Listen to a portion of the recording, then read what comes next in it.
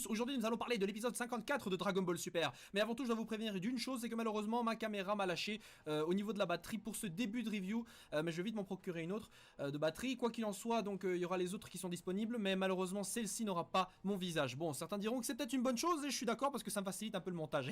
Bon pardon. Quoi qu'il en soit, pour cet épisode de Dragon Ball Super, nous allons donc parler tout d'abord de la partie avec Trunks. Bon alors c'est vrai que vu que la machine a remonté le temps est sur le point d'être réparée, voyant justement qu'il y a assez de carburant pour l'aller-retour et que Bulma a presque fini de réparer la machine, Trunks justement se prépare pour la bataille et s'entraîne mentalement. Le truc c'est que justement même mentalement le mec est pas capable de vaincre Black, ce qui n'est pas une mauvaise chose. D'ailleurs j'ai bien aimé cet entraînement mental puisqu'on a déjà eu ça par le passé, rappelez-vous, même on avait eu Krillin et Gohan qui s'entraînaient en fait mentalement comme ça lorsqu'ils étaient sur le point d'arriver sur Namek, et on avait même Gohan qui avait un peu, on va dire, réussi à surpasser Krillin, enfin mentalement, mais bon c'était un peu différent puisque les deux visiblement s'affrontaient dans une sorte de combat mental, on ne sait pas trop si il y avait des effets physiques ou pas, en tout cas les deux étaient fatigués et on voit même justement Trunks saigner un peu, ce que je trouve assez étrange vu que c'est un combat mental, mais pourquoi pas, allons-y, puisque en même temps au début même de Dragon Ball Super on avait Goku qui s'entraînait mentalement contre Cell et Freezer, en tout cas dans le manga c'était bien marqué. Il s'entraînait donc contre ces deux-là, et je me suis dit pourquoi pas revoir ça, et effectivement on a donc Trunks qui le refait. Bon après t'as une petite scène marrante avec Mai, mais c'est pas vraiment le truc le plus important, surtout que la love interest entre ces deux-là n'est pas tellement, je veux dire, de la plus haute importance quoi, bon soit. Donc ensuite on a Goku donc qui revient de son petit voyage dans l'univers 10, et justement on a les confirmations donc par rapport à Zamasu et Black Goku, comme quoi Zamasu du présent n'est pas encore, ou en tout cas, oui pour l'instant n'est pas encore donc Black Goku. Évidemment Trunks un peu sceptique pose toutes les questions que nous on aurait pu poser, genre ouais il a changé d'apparence ou quoi que ce soit, mais le truc le plus indéniable c'est certainement le ki. Le ki de Zamasu est certes proche de celui de Black Goku, mais il n'est pas aussi maléfique que celui de Black Goku. Comme quoi quelque chose au niveau de son ki a changé. Même si tu deviens gentil ou mauvais, en général le ki reste plus ou moins pareil. En général les changements au niveau de la nature même du ki revient à dire qu'il y a eu un changement même au sein de Zamasu. Ce qui me fait dire que le Zamasu tel qu'il est ne deviendra pas Black. Il faut encore en gros quelque chose pour que celui-ci se transforme. Je ne sais pas quoi exactement, mais j'imagine qu'on le verra dans les épisodes qui vont venir. Donc ensuite donc Whis et Beerus retournent dans leur planète, et en même temps t'as Trunks donc qui a compris vite fait que Goku avait le niveau suffisant pour justement être un petit rival à petite nature quand même face à Beerus, le dieu de la destruction. Donc il était normal et censé de penser que justement Black n'aurait pas pu lui poser un gros problème au final. Et on voit Trunks justement relativement se reposer sur Goku pour la suite, ce qui justement est une mauvaise chose quand on regarde le visage de Vegeta derrière un peu agacé, genre putain c'est mon fils, et il commence à glander, et maintenant il se repose sur Son Goku déjà, enfin sur Kakaroto. Et le truc c'est que justement Vegeta donc lui propose un entraînement. Donc l'entraînement au final c'était genre voilà Trunks qui évidemment se la pète un peu et veut faire genre ouais je suis le fils de mon père, voilà on va combattre, et dit à Vegeta hey tu peux passer en Super Saiyajin 3. Évidemment là c'est un peu comme appuyer sur le bouton rouge où il est écrit dessus Goku sur Vegeta. Le fait est malheureusement que Vegeta dispose du Super Saiyajin Blue et pas de cette saloperie de Super Saiyajin 3, enfin à mon avis c'est ce qu'il devait penser. Donc du coup Trunks se fait un peu péter la gueule mais Vegeta lui donne une leçon non pas sur le plan physique et puissance, même si on aurait pu le croire. En fait ici ce que Vegeta lui donne comme petit entraînement, c'est plutôt un entraînement sur la motivation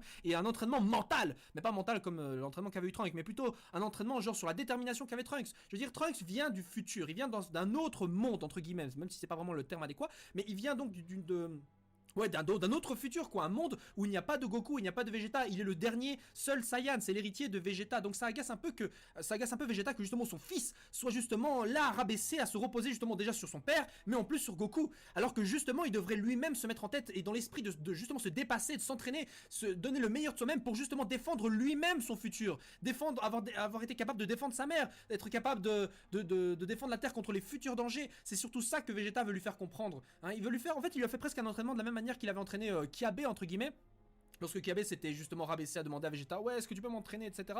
Vegeta lui a rappelé sa fierté de Saiyan, mais ce que justement Vegeta a essayé de rappeler à Trunks c'est effectivement sa fierté de Saiyan combattant etc, mais surtout le fait de pas se reposer uniquement sur les autres, qu'il est lui aussi un Saiyan, qu'il peut devenir plus fort, c'est son fils bordel de merde. Donc c'est normal qu'il lui a un peu pété la gueule pour lui comprendre que voilà Vegeta aussi il a été capable d'atteindre ce niveau par ses efforts, et donc Trunks lui aussi en est certainement capable. Oui je sais certains diront quoi le Super Saiyajin Blue, mais non chez Trunks pourquoi pas chez Goten et Chibi Trunks tant qu'on y est. J'ai envie de vous dire pourquoi pas, de toute façon ils ont bien atteint le Super Saiyajin 3 comme ça en 2 secondes, enfin en quelques jours, enfin plutôt dans l'espace d'un an dans la salle d'esprit du temps et encore, alors pourquoi pas le Super Saiyajin Blue quand ils seront plus grands, ça m'étonnerait même pas, de toute façon les Super Saiyajin c'était un peu les soldes au niveau de la saga Boo, donc pourquoi pas le Super Saiyajin Bleu, même si c'est effectivement un peu exagéré. Bon quoi qu'il en soit, Trunks du coup se ressaisit. D'ailleurs pour le coup on avait vu cette transformation, le Super Saiyajin qu'on appelle Ultimate Saiyan, en général les américains appellent ça comme ça. Bon il y a un terme japonais, le Sandaini, je sais plus, j'ai oublié le... En tout cas la forme en gros super muscle du Super Saiyajin Quoi qu'il en soit, cette transformation donc, est assez intéressante, puisque justement ici,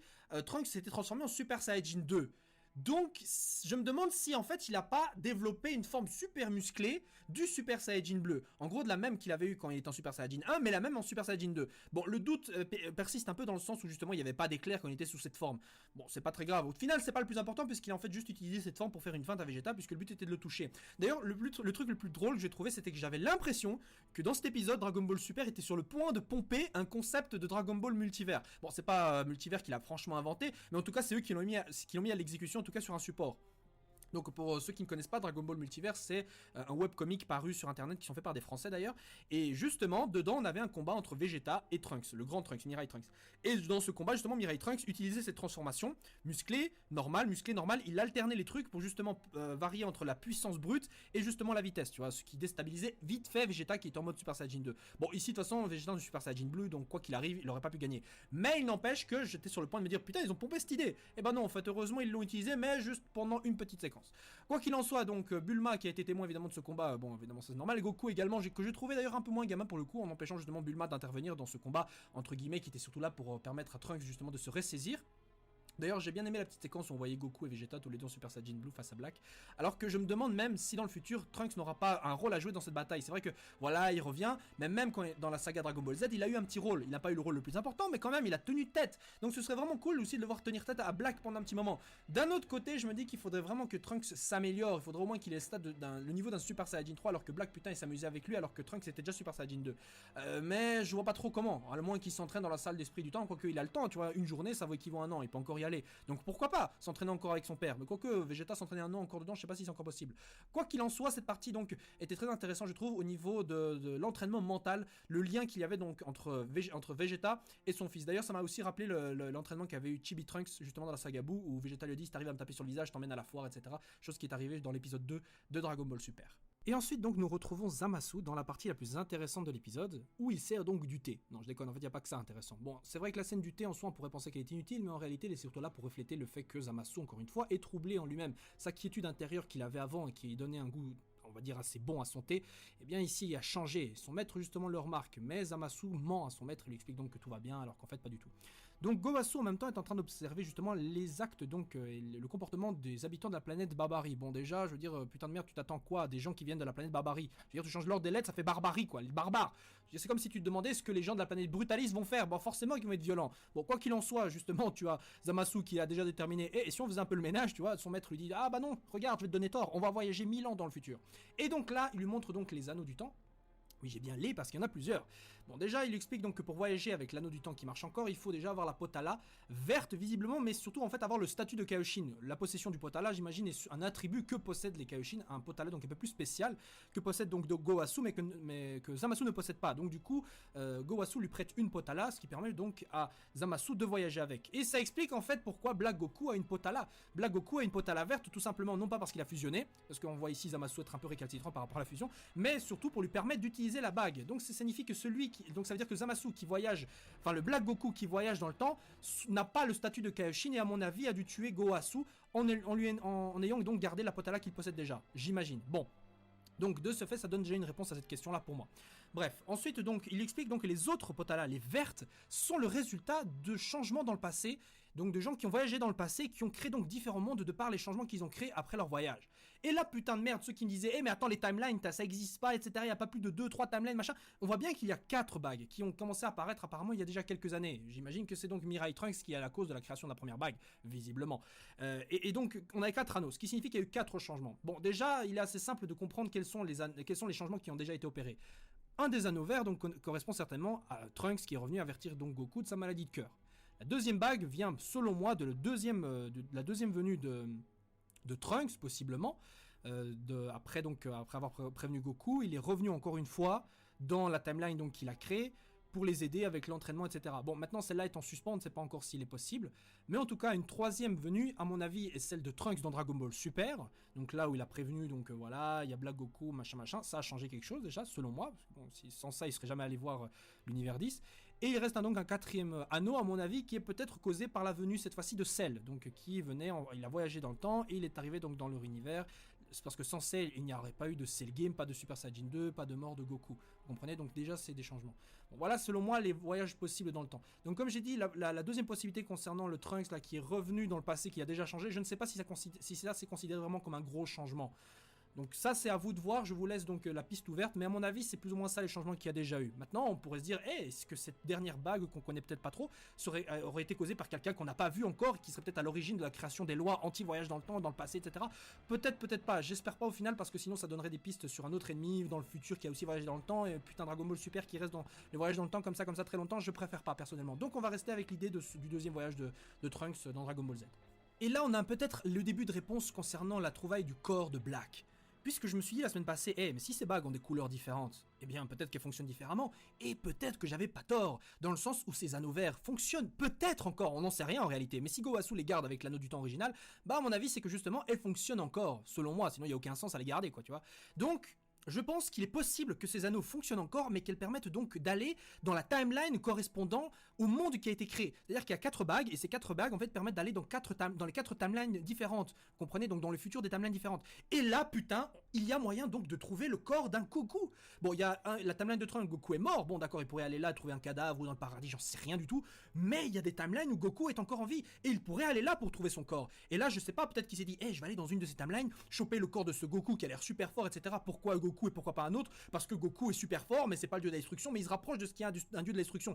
Puis putain, quand il m'a combattu, il avait l'air super fort, etc. Donc je vais prendre son corps. Voilà, toutes les bonnes raisons sont là. Et là, il a les moyens de l'avoir chopé ce corps. Donc il prend possession de ce corps et il revient dans son monde ensuite. Et là, il bute Gowasu, j'en sais rien. Voilà, et c'est ce qui est arrivé donc peut-être aux Zamasu de la timeline de Trunks, puisque bon, le Zamasu du présent ne va pas le faire à mon avis, mais il est possible qu'il explique cela à un autre Zamasu, peut-être le Zamasu de la timeline de Trunks, peut-être, j'en sais rien du tout, parce que tel qu'il est, je pense que Zamasu en fait va devenir gentil, le Zamasu du présent à mon avis ne va pas devenir Black Goku, mais il va peut-être contribuer à la transformation d'un autre Zamasu en utilisant justement une de ces 4 bagues. Haha. Bon, c'est un peu tordu comme idée, mais en fait il y a un véritable sens là-dedans, je pense, selon moi. Donc, pourquoi en fait je pense que Zamasu ne va pas changer? Parce qu'il y a une image très forte derrière Zamasu. Et je vais y venir tout de suite. Mais la question que je me pose encore, c'est si effectivement on a un Zamasu qui en prévient un autre qui change de timeline, il faudrait quand même expliquer comment justement il pourrait connaître Vegeta. Le Black Goku connaît Vegeta, donc même si Zamasu venait lui en parler, etc., ce serait un peu bizarre puisque justement lui-même, ce Zamasu, ne connaît pas Vegeta. Donc je pense qu'il y a encore une explication derrière. Et concernant justement cette possession de corps, je me suis dit peut-être la fusion, peut-être voilà, etc., des trucs comme ça, mais je me suis dit, attends, est-ce qu'il y a un personnage, une divinité qui aurait pas pris possession d'un corps une fois comme ça sans fusionner? Putain de merde. Eh bah oui, il y en a un. Kami a déjà pris possession du corps de Shen dans Dragon Ball. Alors pourquoi pas un Kaio?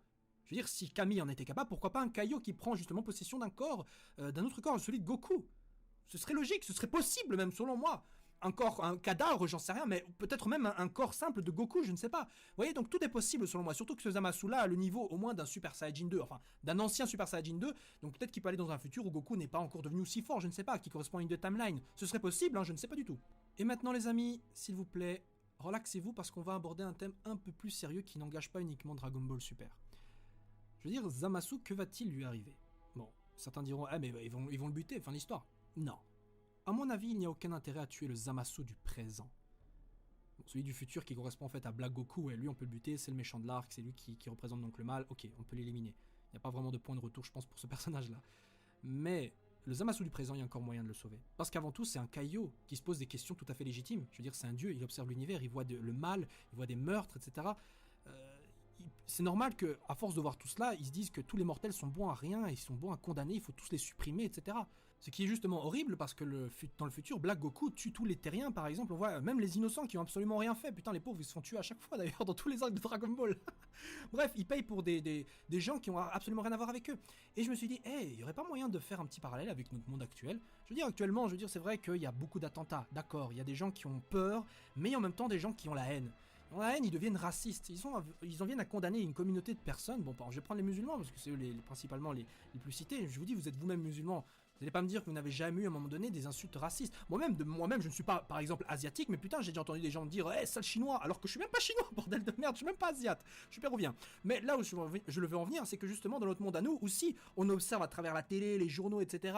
On nous dit, alors lui, c'est un radicalisé, lui, il vient de l'islam, etc. Putain, c'est tous des terroristes, etc. Enfin, c'est pas la conclusion que donnent les journaux, mais en tout cas, c'est la conclusion que beaucoup de gens dans notre entourage, dans notre société font. Et je me suis dit que la réaction au final de Zamasu n'est pas un truc si incroyable que ça, n'est pas si impossible, c'est un truc que nous-mêmes dans notre propre monde on fait à notre échelle.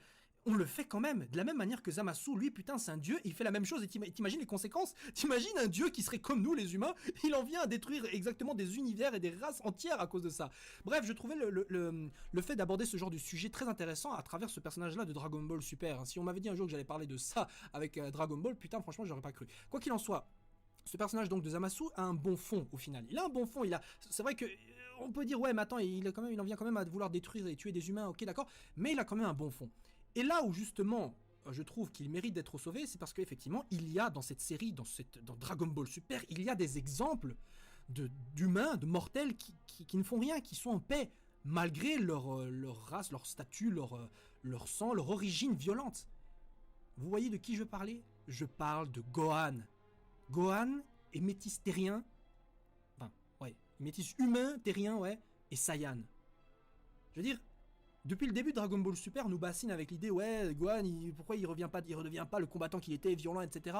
Et maintenant que je regarde Zamasu, je me suis dit, hé, est-ce que Gohan ne va pas jouer un rôle par rapport peut-être à un des arguments qui va le convaincre justement que tous les mortels ne sont pas justement des gens sans cœur et violents.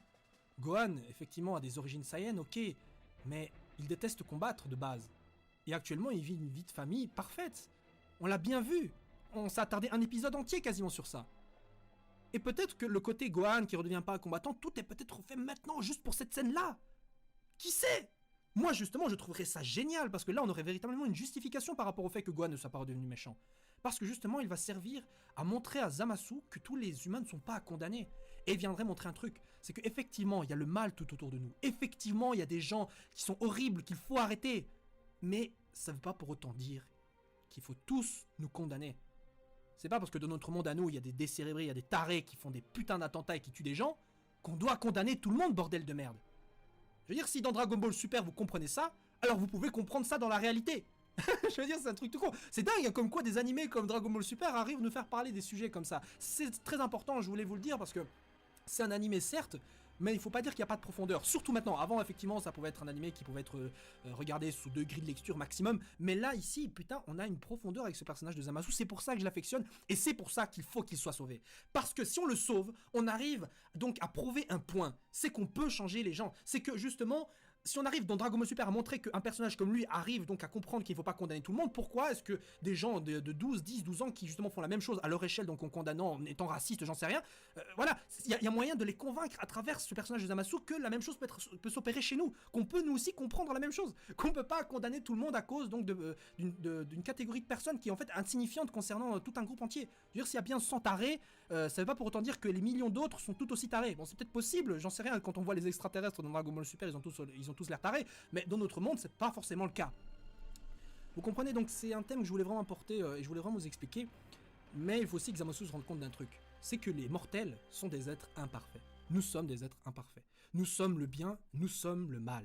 Les Kaio sont des divinités, ils sont nés pour être bons, etc. Comme il y a des Makaioshin, et qui sont nés pour être des démons, pour être le mal. Bon, c'est pas pour autant dire qu'ils peuvent pas devenir gentils, entre guillemets, ou méchants l'un l'autre, mais le fait est qu'il y a des extrêmes. Et nous, les mortels, on se retrouve entre les deux. C'est un combat perpétuel, justement, entre nous-mêmes, dans notre fort intérieur, où justement, souvent on penche pour le bien, ou on penche pour le mal, et notre vie entière justement se résume à cette balance qu'on essaie d'équilibrer de temps à autre. Parfois on vacille d'un côté, parfois dans l'autre, ça varie de nos expériences, mais Zamasu doit comprendre, et ça c'est un truc que Goasu lui a compris, c'est que les humains peuvent être bons, peuvent être mauvais, mais c'est ça le monde, c'est ça l'équilibre qu'il y a, c'est comme ça que fonctionne l'univers.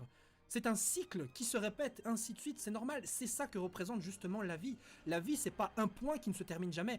La vie, c'est un cercle, c'est un point qui commence, qui s'arrête à un moment donné, mais qui continue d'une autre manière. Les humains ne sont pas une race qui vont rester et vivre éternellement, ils vont à un moment donné disparaître et permettre l'avènement d'une autre race. Comme avant, sur cette planète Terre, il y avait les dinosaures, ils ont disparu, la vie a émergé, encore plus s'est diversifiée. Actuellement, ceux qui dominent cette planète, c'est nous, les humains. Mais qui dit que dans 1 million d'années, ce sera encore nous? Voire même moins que ça, peut-être on va déjà disparaître d'ici quelques milliers d'années, qu'une autre espèce évoluée et intelligente va émerger.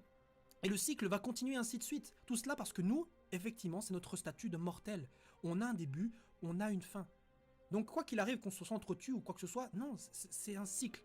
Et c'est quelque chose que Zamasu doit comprendre, mais qu'il ne comprend pas de par son statut et de son côté de jeune Kaio. Il est jeune. s'il a été promu si rapidement en tant qu'Aioshin, c'est à cause de son talent, je pense, au niveau du combat, son côté un peu génie, mais justement, de par son côté jeune et inexpérimenté pour moi, il a des conclusions hâtives que quelqu'un de plus sage comme Gowasu, justement, n'a pas. Et d'ailleurs, je trouve ça un peu con qu'il n'essaie pas de le raisonner de manière un peu plus, je veux dire, évidente. Mais je pense que, voilà, c'est une question d'entraînement, ça vient avec le temps. Je veux dire, regardez Gowasu, par exemple. Avant de conclure que la race de Babari, c'est effectivement des gens violents, d'ailleurs, il n'est pas totalement en désaccord avec Zamasu dès le début, hein. Il dit bien, attends, on va les observer 1000 ans avant tout. Je veux dire, ok, il observe une race pendant 1000 ans.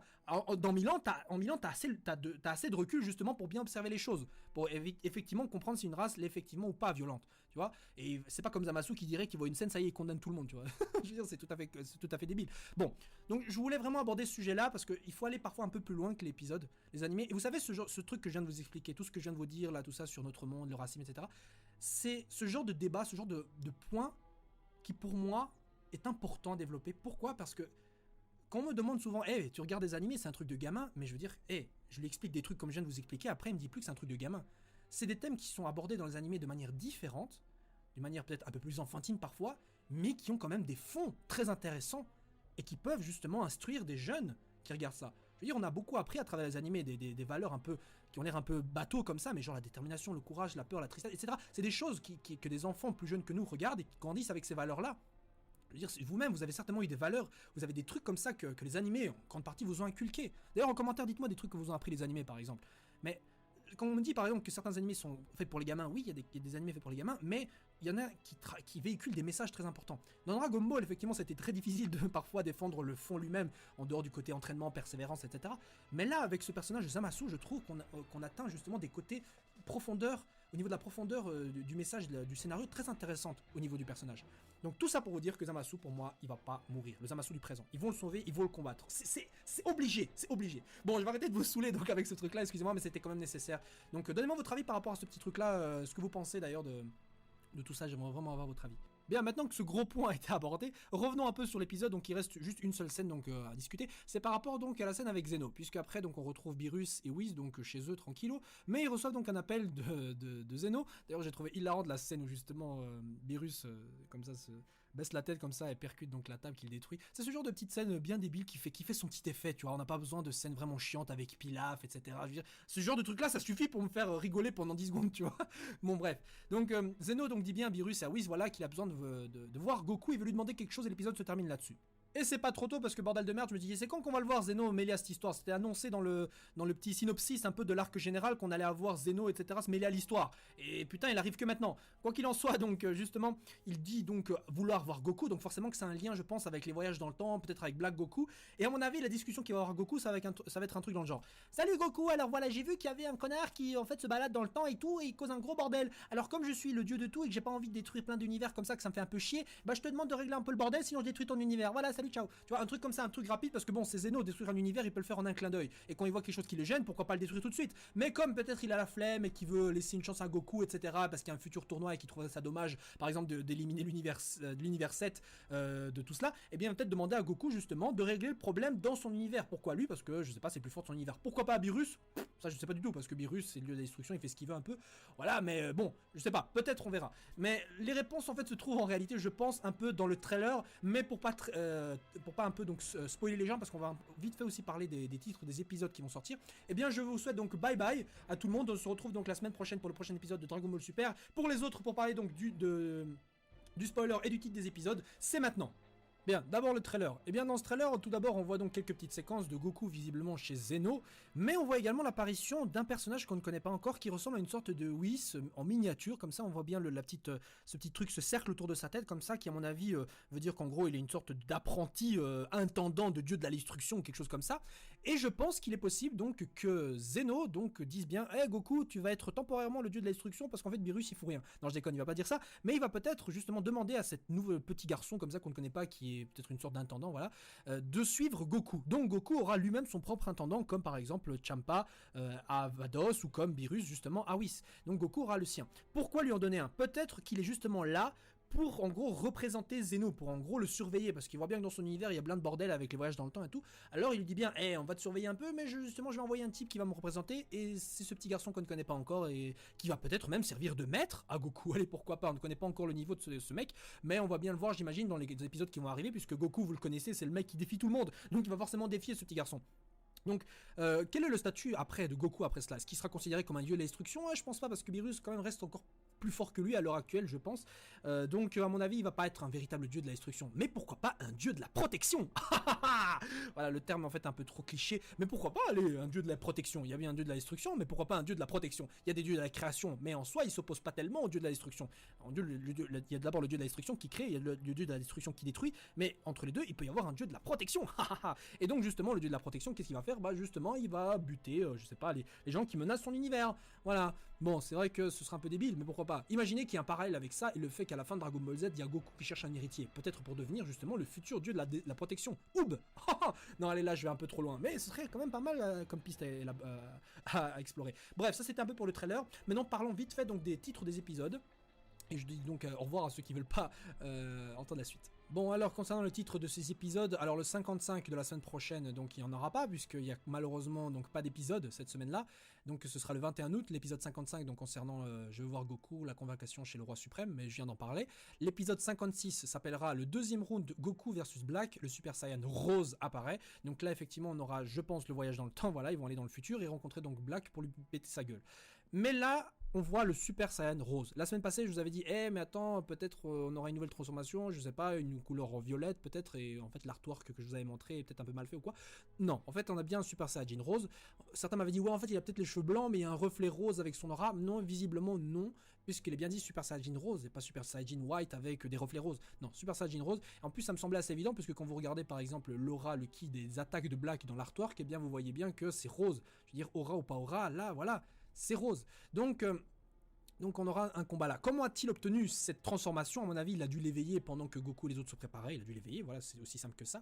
Ou alors, voilà, le Zamasu qui possède le corps de Goku s'est un peu habitué et a donc développé cette transformation divine, puisque bon, il a le ki divin, donc si il a Zamasu qui est une sorte de Kaio qui possède le ki divin, entre dans le corps d'un Saiyan, et bien il fusionne l'aura de Saiyan et l'aura de ki divin, ce qui fait justement une nouvelle transformation divine inédite, le Super Saiyan Pink. Voilà, c'est aussi bête que ça. Il n'y a pas besoin de rituel, il n'y a pas besoin d'entraînement, c'est juste une aura divine. Une aura d'un Kaio mélangée à celle d'un Saiyan, alors que la Blue c'est celle d'un Saiyan qui a atteint le niveau d'un dieu Saiyan, tu vois, alors que la rouge revient à celle qui découle donc du rituel. Voilà, donc c'est un combat, donc on aura un deuxième round, on voit bien Goku vs Black et pas Vegeta ou quoi que ce soit, même si je vois mal Vegeta rester immobile. Peut-être que Vegeta en fait va commencer à combattre justement Zamasu, va peut-être se faire péter la gueule, et donc Black se fait péter la gueule, et justement après s'être fait pris une branlée par Vegeta, en fait Zamasu va apprendre les cibles de Vegeta, elle va copier sa transformation, et à ce moment-là va développer le Super Saiyan Rose, qui sait. Ensuite, nous avons donc dans l'épisode 57, Goku se transforme en Super Saiyan Blue. Alors pour moi, ça veut dire qu'en gros Goku va être forcé à se transformer en Super Saiyan Blue. En gros, dans l'épisode 56, on aura surtout le début du combat, mais pas de Super Saiyan Blue. Alors que dans le 57, voilà, Goku passe aux choses sérieuses. On aura donc la suite et la conclusion du combat opposant Black. Alors on ne sait pas trop si quelque chose va se produire, mais je vous avais bien dit hein, que d'ici justement le 28 août, on aura la transformation du Super Saiyan Rose la semaine passée. Et putain, justement, j'avais raison parce qu'on voit bien que c'est le cas ici. Donc ça va être vraiment cool de voir cette transformation là. C'est vrai que j'avais oublié de parler du congé qu'on allait avoir, mais je ne pouvais pas le prévoir, donc effectivement c'est dans le 56, c'est pas dans le 57 qu'on va avoir la transformation. Bref, c'est tout ce que je voulais dire donc par rapport à cette transformation là, il n'y a pas vraiment grand chose de nouveau à dire. Je vous souhaite donc une agréable semaine, on se retrouve donc dans 2 semaines pour parler de l'épisode 55.